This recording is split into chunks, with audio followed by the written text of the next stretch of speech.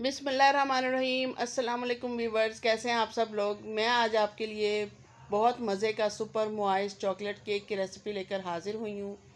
ये बहुत ही मज़े का बनता है और बिल्कुल बेकरी जैसा इसमें टेस्ट आता है।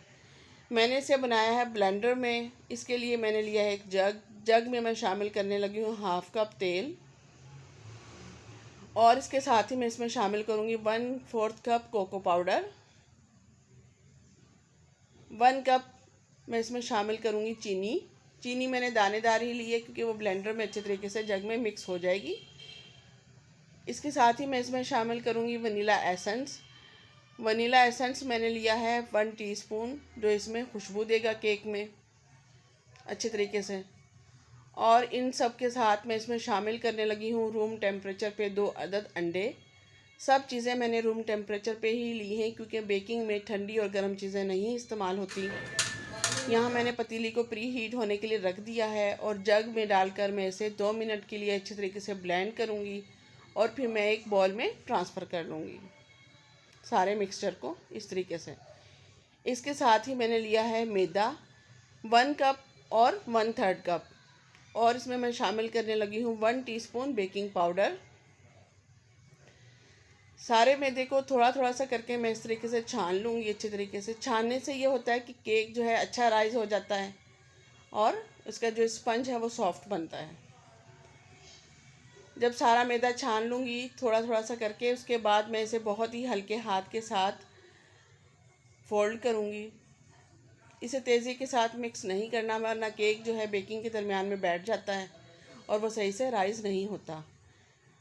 फोल्ड करने के बाद मैं इसमें शामिल करूँगी हाफ़ कप रूम टेम्परेचर पे दूध, और इसे मैं अच्छे तरीके से मिक्स कर लूँगी। मिक्स करने के बाद इसकी कंसिस्टेंसी कुछ इस तरीके से हो जाएगी। देखिए यहाँ पे मैं शामिल करूँगी हाफ़ लेमन का रस। पतीली को मैं ग्रीस कर लिया है मैंने, और इसमें मैं मैदा डस्ट करूँगी क्योंकि मैंने बटर पेपर नहीं लगाना।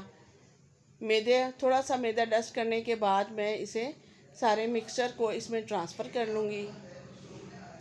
अच्छे तरीके से ट्रांसफ़र करने के बाद मैं इसे टेप करूँगी ताकि जो इसमें बबल्स हैं वो सारे इसके बबल्स निकल जाएं।